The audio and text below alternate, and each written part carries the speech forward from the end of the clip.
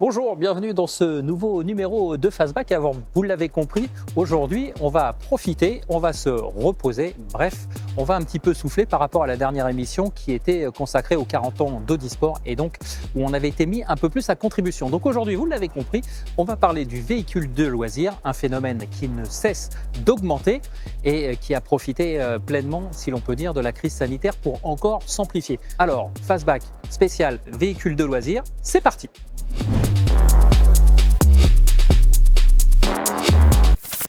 Allez, on rentre dans le vif du sujet pour cette visite du véhicule de loisir. Alors, le monde des véhicules de loisir s'articule autour de 3 catégories. Les camping-cars, au sens propre du terme, les fourgons aménagés et ensuite les vannes. Donc, ce que je vous propose tout simplement maintenant, c'est de découvrir les principales innovations ou les nouveaux modèles 2024 de cette catégorie. Donc, on découvre ensemble les vannes. Voilà, vous voyez, du côté des vannes, il y a de quoi faire avec cette couleur un peu particulière, c'est une couleur collector. Là, on est chez Stillvan, c'est un des, on va dire, des spécialistes de l'aménagement des vannes. Donc, regardez, on va découvrir, il y a différentes implantations. Là, juste à côté, regardez ici, hop, si vous voulez être dans une pièce supplémentaire, vous avez la possibilité de tout fermer. Et en fait, ce qui est pratique, c'est que ça vous permet de prendre une douche à l'abri des regards. Ça, c'est pour les plus, on va dire, les plus timides d'entre vous. Vous voyez l'intérieur qui est plutôt sympa et plutôt qualitatif. Et on va retrouver toutes sortes d'aménagements en fait dans ces vannes. Chacun a sa petite astuce pour permettre un peu plus de confort, un peu plus d'espace ou un peu plus de vie pratique. Je vous parlais de la douche. Regardez, vous avez le système ici. Donc, si vous rajoutez la toile qu'on a vue tout à l'heure, là, vous avez tout cet espace pour être, en parfaite tranquillité. Et puis là, vous avez ce système qui est vraiment assez impressionnant. Vous avez le bac de douche, le réceptif de douche ici. Vous enfilez cette bâche à l'intérieur. Vous êtes à l'intérieur. Et en fait, quand vous prenez votre douche, toute l'eau s'écoule et elle va directement dans le bac. Donc, ce qui permet au niveau des aspects pratiques d'avoir un petit peu plus de confort parce que oui, là, il y a de l'espace, mais quand il fait froid dehors, on n'a pas forcément envie de se mouiller, alors que là, vous pouvez prendre tout simplement votre douche à l'intérieur. Alors, dans l'univers des vannes, évidemment, il y a des constructeurs qui se dégagent. On a notamment Volkswagen avec le T6 qu'on a appelé California chez le constructeur, mais il y a des fabricants indépendants qui s'en servent de base. Vous avez également le Vito chez Mercedes qui, dans la gamme officielle du constructeur, s'appelle Marco Polo, mais il y a d'autres déclinaisons. Vous avez, comme ici, le Ford Transit qui sert également de base, même si le constructeur a lui aussi son propre modèle. Et puis, il y a une nouvelle tendance qui se dégage du côté des vannes, c'est qu'on passe sur des gabarits encore plus compacts. Avec cet exemple, c'est le Peugeot Expert, donc encore un volume un peu plus réduit. Alors, je vais vous emmener, regardez, ce qui fait qu'à l'intérieur, en fait, on a un véhicule qu'on peut utiliser au quotidien avec les places assises, mais regardez, tout se passe derrière. Vous l'avez vu, il n'y a pas d'aménagement comme on a vu sur certains vannes, parce qu'en fait, l'aménagement, il est derrière. Regardez, tout est là. Vous avez la plaque de cuisson, l'évier, et puis après du rangement. Voilà, donc là, on a rationalisé l'espace parce que, évidemment, on est sur un gabarit encore plus petit, donc forcément, la place, il faut la trouver où on peut. Voilà, on est toujours dans l'univers des vannes et on est chez On-Road et vous le voyez, on travaille chez On-Road essentiellement sur la base du trafic Renault. Alors, ça tombe très bien, il nous facilite la transition chez On-Road parce que justement, dans cet essai pour cette émission spéciale Salon du véhicule de loisir, on a décidé de se prendre pour des van lifers et ce que je vous propose, c'est de me suivre pour l'essai du Renault Grand Space Nomad.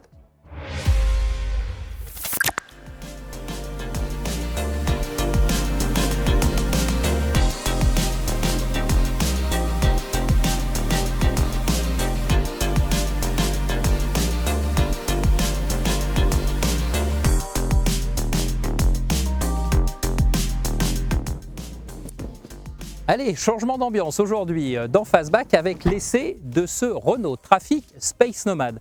Alors ce Space Nomad, en fait, il a une histoire un peu particulière parce qu'à la base, c'est Renault Suisse qui a décidé d'aménager un Trafic et de le proposer à sa clientèle.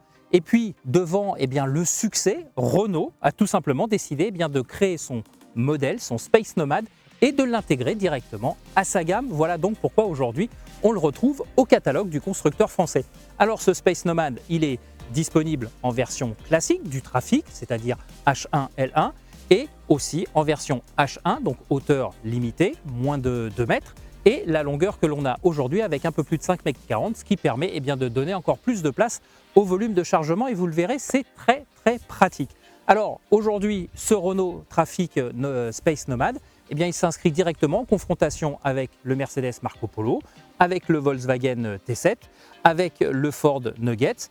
Bref, il y a du monde parce qu'aujourd'hui, la van life est en pleine explosion et Renault ne pouvait pas rater ce créneau. Ce que je vous propose, eh bien, c'est de découvrir tout de suite ce qu'il nous propose.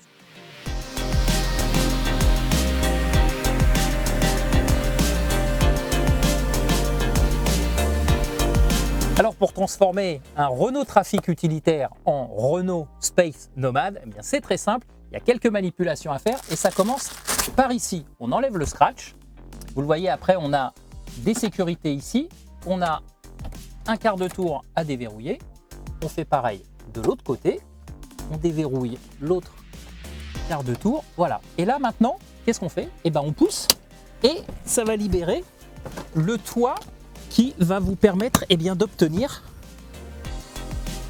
Et une fois que le toit se relève, eh bien, on obtient un couchage très généreux.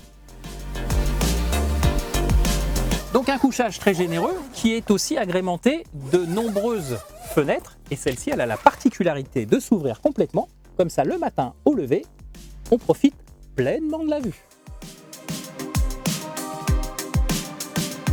Voilà, et donc en journée, pour avoir de l'habitabilité, le lit, lui, vous le repoussez vers le haut et comme ça, vous pouvez vous tenir debout. Moi, je mesure 1,81 m, vous voyez, je suis quand même très à l'aise.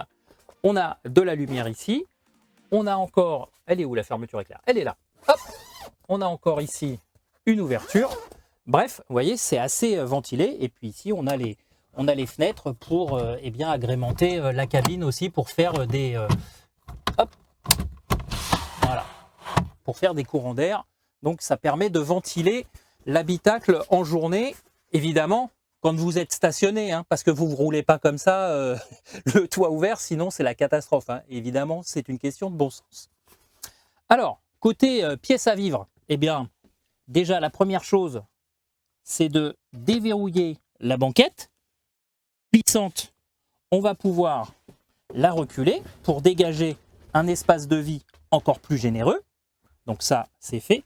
Alors attention, parce que moi, je me suis fait piéger sur la route et ça peut être très, très, très dangereux.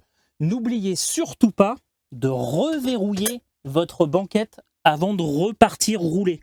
Parce que je peux vous dire, et vous pouvez le voir ici, ça emporte les stigmates, la banquette, en cas de freinage, eh bien, elle avance. Et là, le tiroir, il est sorti et malheureusement, eh bien, j'ai abîmé la fixation de ce tiroir. Mais sincèrement, ça c'est hyper important. Pensez toujours à verrouiller la banquette parce que si jamais vous installez un enfant dans un siège auto sur la banquette et que vous donnez un coup de frein et qu'elle n'est pas verrouillée, ça peut avoir des conséquences dramatiques. Donc pensez-y bien, ça peut paraître stupide, mais croyez-moi, on se fait vite piéger. Ceci étant dit, revenons à notre pièce de vie. Donc vous le voyez, j'ai reculé la banquette. Il y a encore un peu de marge. Derrière, on a encore au moins 30 ou 40 cm. Donc voilà, là, ça va dégager une zone de vie. Je vais vous expliquer après, on peut mettre une table. Et donc, ici, on a un réchaud de feu.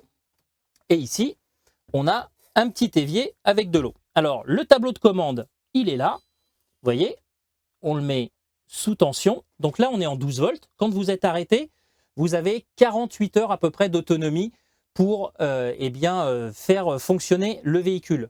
Sur cette version haut de gamme, il y a un panneau solaire sur le toit relevable, ce qui augmente encore l'autonomie de 24 heures. Donc en tout, vous avez 72 heures d'autonomie. Donc on branche le côté 12 volts et pour faire couler l'eau, on appuie ici sur la pompe, on l'alimente et donc voilà, vous avez de l'eau. Ici, vous avez un réfrigérateur de 49 litres, donc ça c'est plutôt pas mal.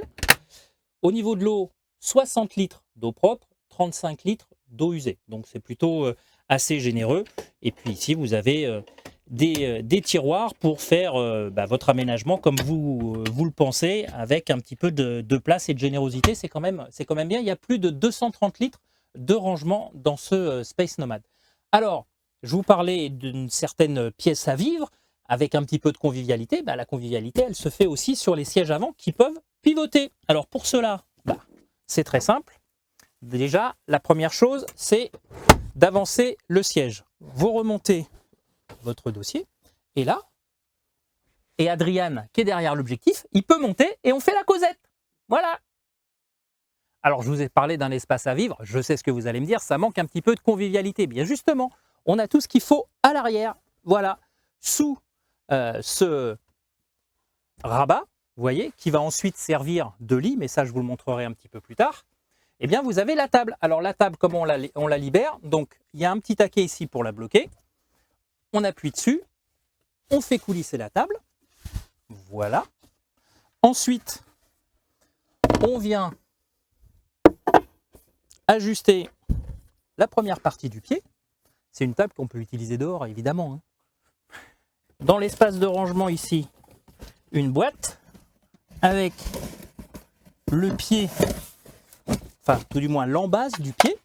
Hop, on déploie ça, on fait ça, on enquille le pied dans le trépied.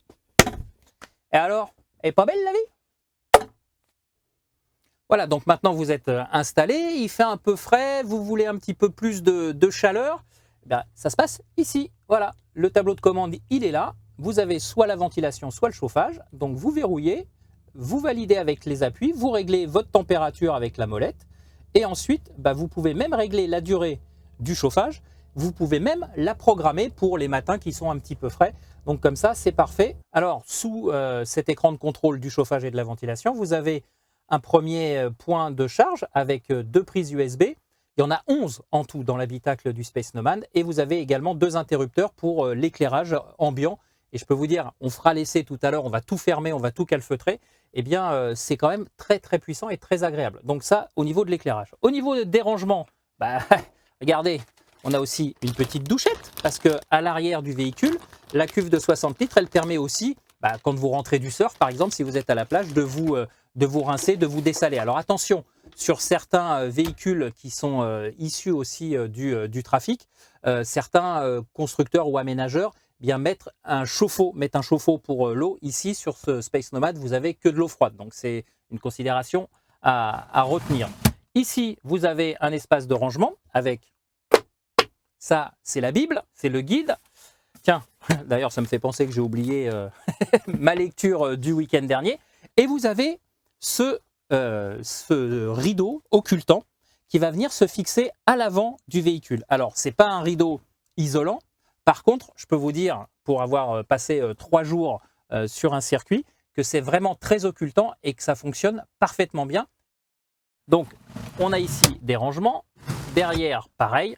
Donc, je vous le disais tout à l'heure, il y a plus de 230 litres de rangement dans ce Space Nomad. Donc, on a quand même de quoi ranger des vêtements, des chaussures, si on veut partir, évidemment, en week-end, même en week-end prolongé. Voilà, donc sincèrement, c'est très, très sympa à vivre, le concept. Et on comprend pourquoi ce concept de van life, alors c'est un terme un petit peu générique et qui regroupe ce qu'on veut, mais en tout cas, on peut comprendre que les gens se laissent séduire parce que c'est vraiment, vraiment pratique. Bon, je vous parlais de l'espace de vie. Bah maintenant, je vais vous montrer comment on dort dans ce Space Nomad.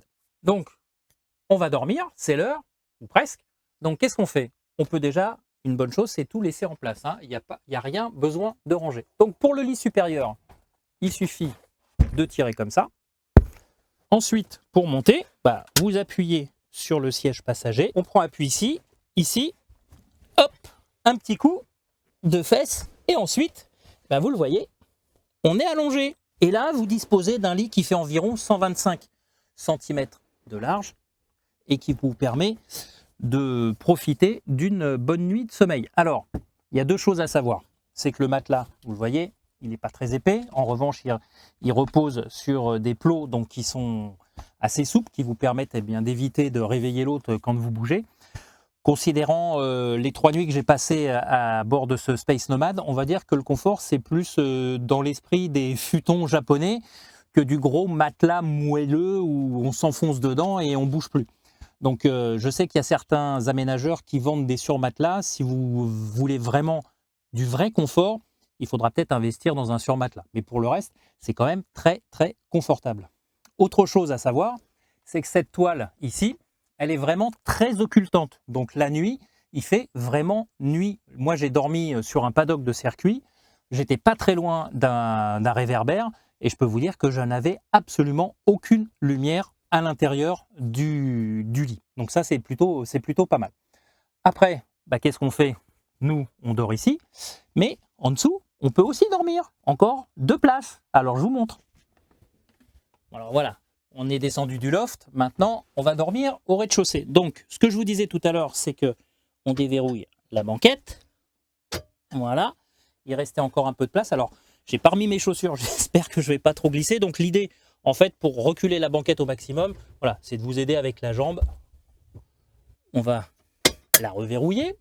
Ensuite, on a une petite manette ici pour déverrouiller l'assise. Hop, on la rabat. Maintenant, on vient chercher le dossier de la banquette. Avec la poignée, on le rabat. Et vous avez, avec la planche qui séparait le coffre, vous avez de nouveau un lit supplémentaire. Alors le lit, évidemment, il est un peu plus étroit qu'en haut. Il fait un peu moins de 120 cm. Donc si vous avez 1 ou 2 enfants en bas âge, bah voilà, eux, ils dorment en bas, papa et maman, au premier étage. Donc comme on vient de le voir sur ce Space Nomad, eh bien, la zone de vie, elle est plutôt sur le côté droit du trafic, parce que sur le côté gauche, avec les meubles que je vous ai présentés, eh bien, on a la zone technique, entre guillemets. Ici, vous avez la prise pour raccorder le van au secteur, donc une prise 220 volts. Ici, vous avez le réservoir d'eau propre, donc 60 litres. Et juste ici, vous avez la vanne pour faire la vidange des eaux usées. Alors les eaux usées, bien évidemment, c'est dans des espaces dédiés. Bien évidemment, ce n'est pas à la sauvage en pleine nature. Et donc, vous l'avez vu, ce conduit de vidange des eaux usées, il est assez bas, il réduit la garde au sol. Donc, si vous sortez de la route et que vous prenez un sentier ou un chemin un peu cabossé, faites attention à la garde au sol, parce que si vous endommagez cette vidange, ça risque d'être dommageable. Bon, bah maintenant, il ne reste plus qu'à voir qu'un seul point. Si on prenait la route, hein? Allez, c'est parti.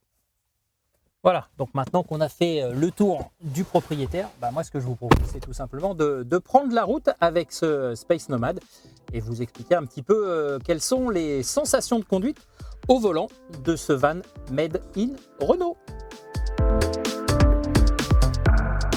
Le Space Nomad se décline en 3 propositions moteurs, 130, 150 et 170 chevaux pour notre modèle d'essai. Ce dernier est livré d'origine avec la boîte automatique, alors qu'elle n'est proposée qu'en option sur le moteur intermédiaire et seulement celui-ci.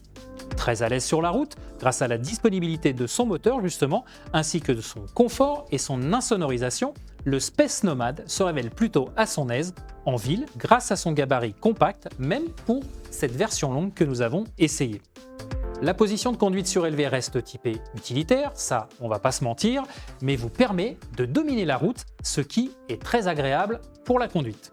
De plus, basé sur la nouvelle génération du trafic, le Space Nomad bénéficie des dernières technologies tant en matière de sécurité active que d'application et d'aide à la conduite. De ce point de vue, il n'a strictement rien à envier aux berlines de la marque. Alors sur la route, ce que je peux vous dire, c'est que ce trafic Space Nomad se conduit parfaitement bien. En fait, on est tout simplement au volant de l'utilitaire que l'on connaît chez les professionnels, ramené au tourisme. En fait, on apprécie surtout son confort et surtout dans cette version haut de gamme, le moteur 170 chevaux avec la boîte automatique. C'est vraiment un plus en matière de conduite. C'est vraiment très agréable et c'est vraiment très reposant. Alors, ce que l'on apprécie aussi sur ce Space Nomad, surtout quand on voyage sur autoroute, c'est tout d'abord son autonomie, parce qu'avec ce réservoir assez généreux, on a globalement 900 km d'autonomie au régulateur, ce qui permet des fois de faire abstraction et de faire l'impasse sur les stations d'autoroute, si vous voyez ce que je veux dire au niveau tarif. Et puis, tiens, puisque l'on parle de tarifs, l'autre bonne nouvelle, c'est que lorsque l'on arrive au péage, regardez, on s'approche et là, vous le voyez ici, c'est le tarif voiture, parce que même s'il a des dimensions généreuses, ce Space Nomad, il est sous les 2 mètres, ce qui fait que, en fait, il a le même tarif que les voitures, et ça, c'est vraiment agréable, et ça fait la différence sur un long trajet autoroutier. Un tarif classe 1 pour l'autoroute, c'est bien, mais un tarif XXL concernant son prix d'achat, là, c'est beaucoup moins bien. Proposé à plus de 72 000 € dans cette version haut de gamme, le Renault Space Nomad n'est pas à attendre avec votre porte-monnaie. Mais quand on sait qu'un Volkswagen T6, en attendant la version T7, voire un Mercedes Marco Polo sont encore plus chers, on se dit qu'au final, le Renault Space Nomad tire parfaitement son épingle du jeu. Du moins, pour un véhicule constructeur 100 ans. Pour être franc, c'est ce qui m'a le plus interpellé, le tarif, car pour le reste, les 3 jours passés à son volant ont été une vraie révélation, et de fait, une seule question s'impose désormais, on repart quand ?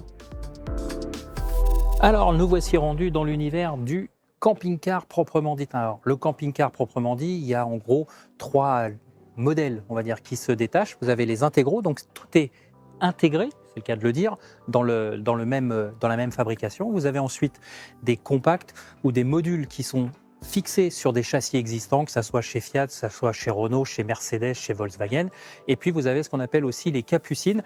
Vous avez certainement dû voir ça sur la route. Vous savez, c'est des espèces de formes arrondies au-dessus du poste de pilotage parce qu'il y a un lit au-dessus et donc c'est un lit capucine. Donc on appelle ça des capucines. Voilà.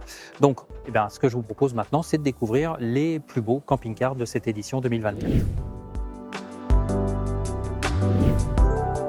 Alors, dans ces camping-cars intégraux, il y a différentes implantations et on a eu un coup de cœur pour celui-ci parce que regardez, on a un vrai salon à l'arrière du camping-car. Donc, j'imagine que la table se baisse et ensuite on a un lit d'appoint parce que le lit principal, il est au-dessus du poste de pilotage, c'est ce qu'on appelle un lit pavillon.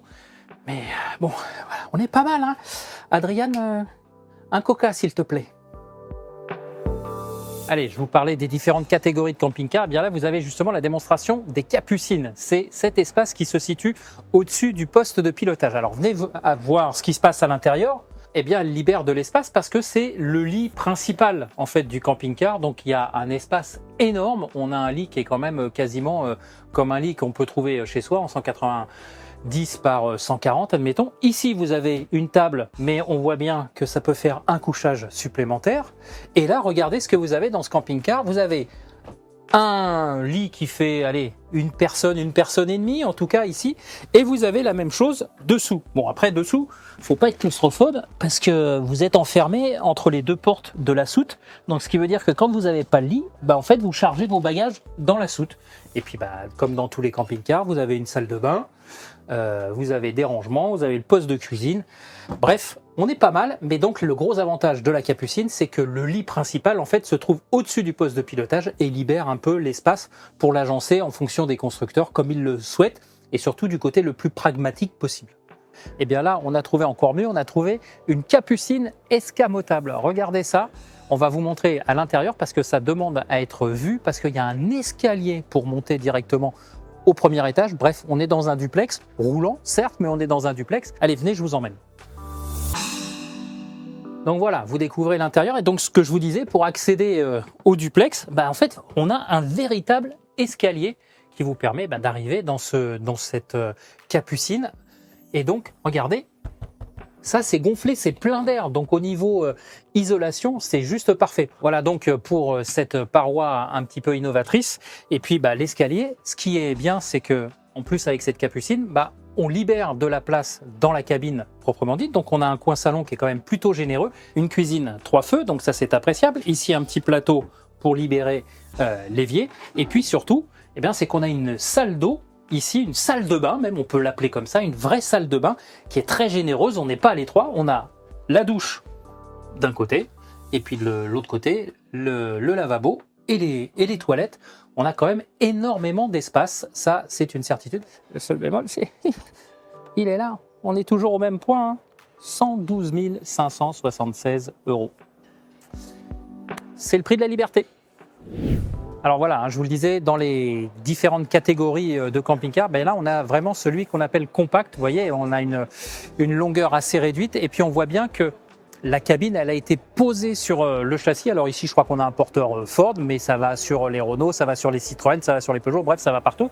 Et l'avantage, c'est que cette cellule qu'on pose sur le porteur, elle est relativement carrée et surtout, elle est très optimisée. Donc ce qui fait qu'à l'intérieur, on a un volume utile vraiment agréable.